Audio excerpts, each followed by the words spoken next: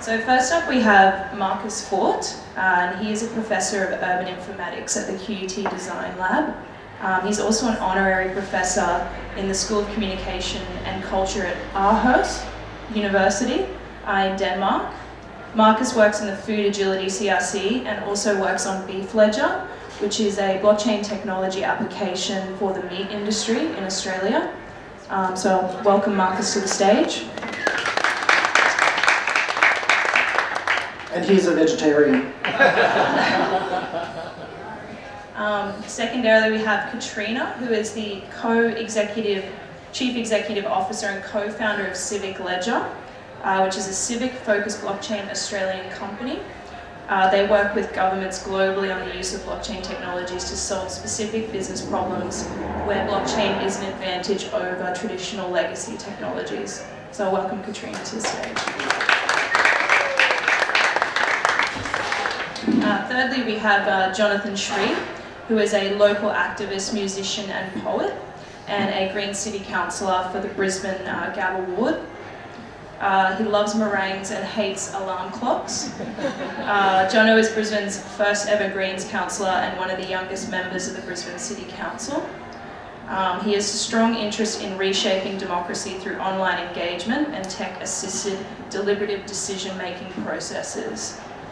He's also cautious, though, about relying too heavily on technology as a proxy for human engagement. So, welcome, John.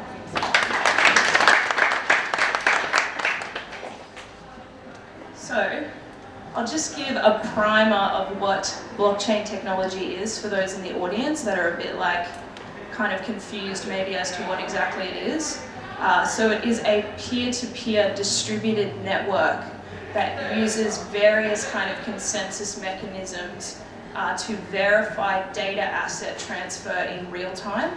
So traditionally this is done through an intermediary like a bank or a government. They will verify transactions moving from A to B. It is partially immutable, but not completely. So a good analogy to think about it is Nick Szabo's analogy, which is a fly trapped in amber. And as the amber deposit grows, it gets harder and harder to break it open and actually alter the fly or remove the fly. That's actually the best analogy I've come across. So cryptocurrency is the first application of blockchain, and cryptocurrency is programmable money. So you can set the parameters of how you want a currency to behave, a digital currency, and deploy it over a network. Bitcoin is the first application of cryptocurrency, and it acts as like the reserve currency for the ecosystem. So people wanting to enter into the cryptocurrency ecosystem buy Bitcoin first, as it has the most tradable pairs. So it's kind of a broad overview there of what it is. So we'll move on to questions now. So for all of the panel, the first question is, in many countries around the world, government, industry and researchers are exploring use cases for blockchain. What is it that most compels you and interests you about the technology?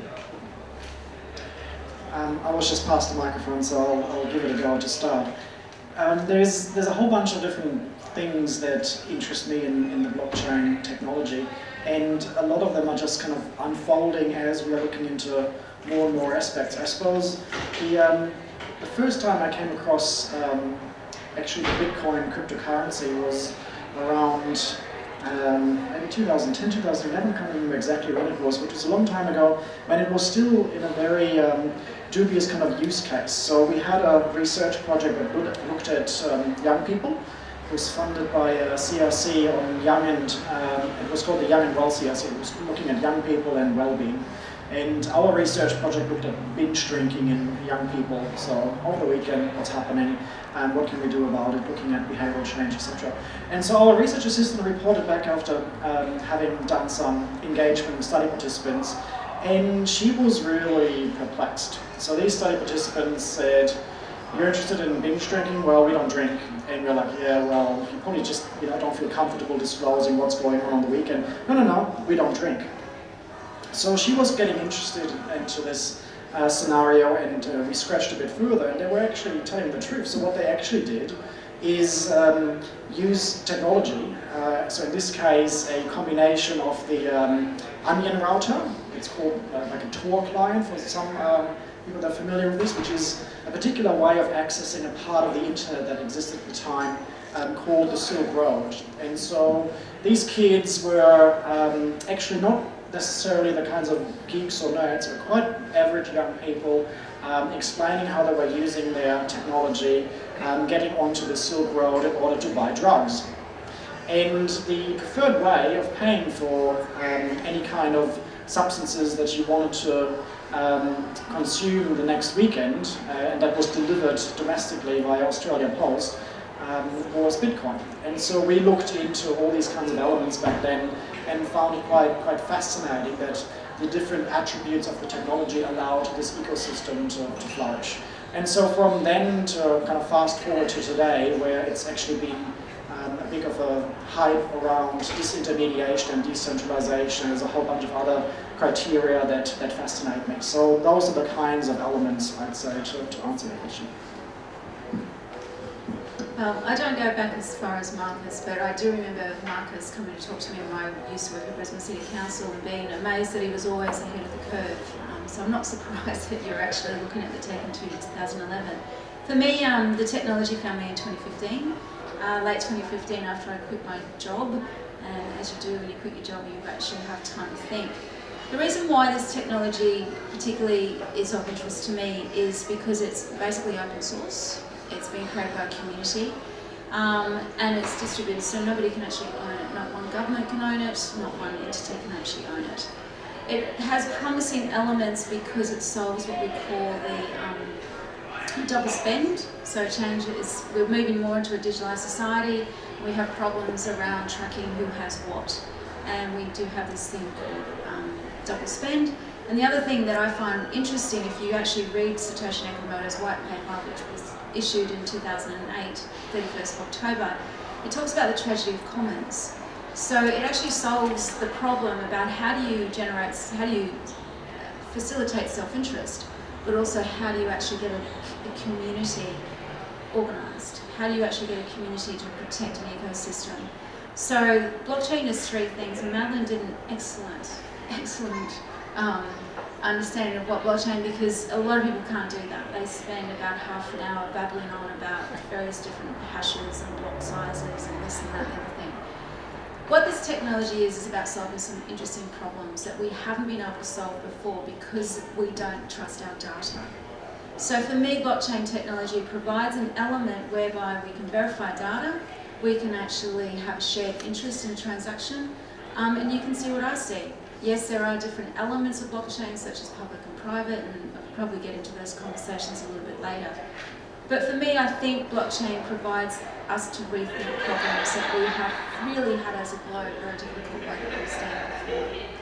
So I know that we're going to have a lot more conversation on this, but I'll hand over to John. So I guess quite new to this, and probably wouldn't put myself forward as an expert. I'm kind of here to listen and learn as well. But I might reflect really briefly on a couple of the ways that I've been using, I guess what we call liquid democracy or digital democracy tools to engage with people, and where I think one of the big flaws for me is simply people want to have a say, but they don't want me to know that they've had a say, if that makes sense. So I often, like a really simple thing that I often want to do with people about like local decisions is just survey them about what they think. So, you know, I'm thinking of putting a basketball court in a park, and I want all my residents to just log on and vote yes or no, or where do you want to go.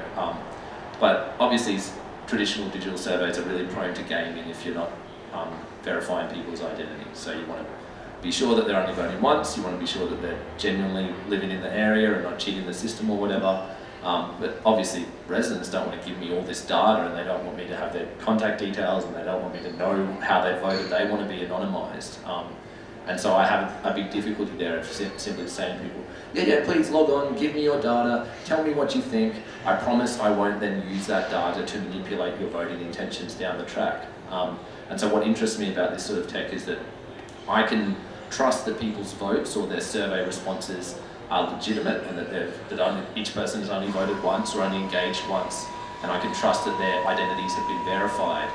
and they can participate in that system, trusting that I haven't exploited the data or used it for my own nefarious purposes as a politician. And so I think that's kind of it. Yeah, it's helping breach that problem of trust of the political establishment. But I don't necessarily think it goes to the core of the problem, which is that our political system is so fundamentally broken, and there are good reasons for people not to trust it. So it's kind of like saying, okay, yeah, the system's broken. Here's a way that we can build trust and close that gap. But I don't know necessarily that it goes right to the fundamental core of our democratic system. But yeah, so another element that I've been using a lot of lately is kind of community voting and participatory budgeting. So as a local councillor, I have about $500,000 a year that I can spend on local park upgrades.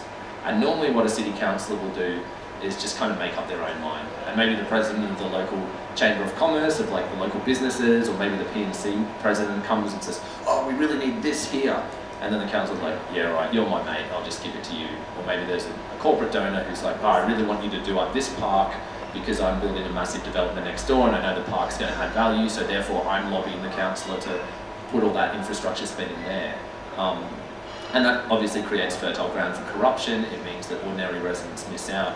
So, and I'll talk about this a little bit more later rather than rambling now, but basically we gave residents a vote and we said, you guys suggest projects, we'll talk to the council projects team and ask how much those things would cost, and then you guys have the final vote in terms of allocating that budget. So a whole bunch of suggestions come in, some of them are kind of a bit out of scope. You know, this is a parks budget, we can't use it to close the freeway or whatever. Great suggestion though, and it goes on my long list of other things that I push for. But so all those suggestions come in, everyone has a vote online, people can comment and upvote and downvote, and they each get like a couple $100,000 to play with and allocate accordingly to projects. And then what we did in 2016 and again in 2017 was that the projects that got the most votes actually got funded. So that was cool because there was a tangible connection. It wasn't just me surveying or this kind of soft, shallow consultation where I say, tell me what you think, and then I still go and make up my own mind. It's, you guys vote for it and we'll deliver it. And that's quite a transformative thing for a lot of people. The problem though is engagement. There are so many barriers to engagement, and I'll go on about that later, but my experience is after 2 years in council that simply expecting everyone to be able to engage online meaningfully is not necessarily realistic, and it still is prone to hijacking by sectional interests or by certain demographics who are better engaged than others. But I'll leave that for later. Okay, thanks, Jono. Marcus, how is blockchain enhancing brands, organisations and services as a source of trust? And maybe speak about how Beef Ledger is also addressing this use case.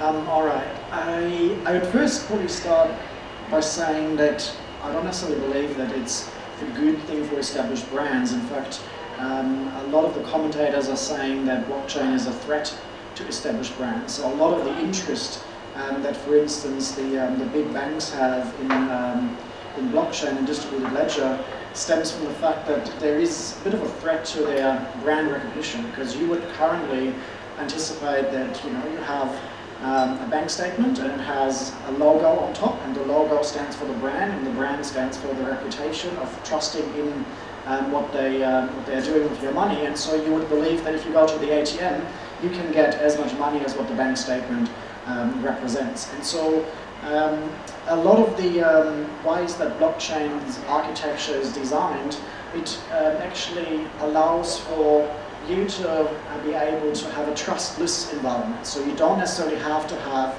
an intermediary, whether this is in the finance system or another kind of part of an economic transaction, that keeps track. So the idea of a distributed ledger goes all the way back to the original idea of a ledger that is really like a bank statement where the ins and outs of the transactions are recorded. So there's a date, a timestamp, there's a description, there's usually an amount. So if I make a purchase, I can say, well, this money went in exchanged hands, and in return I got something. And so the ledger keeps track of those kinds of transactions.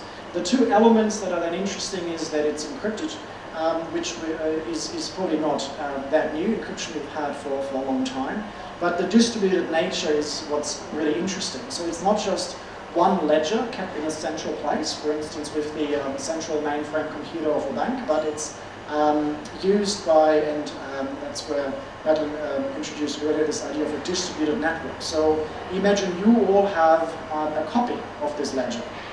If I then wanted to do something malicious and I try and falsify an entry in, say, Troy's ledger, you all have a copy of that ledger, and you would be able to see actually there is an entry that's a bit dubious, because you all have a copy that seems to be corresponding with each other, but there's one person that doesn't. So this is this idea of consent amongst the network. So the two elements are the encryption as well as the distributed nature, and I think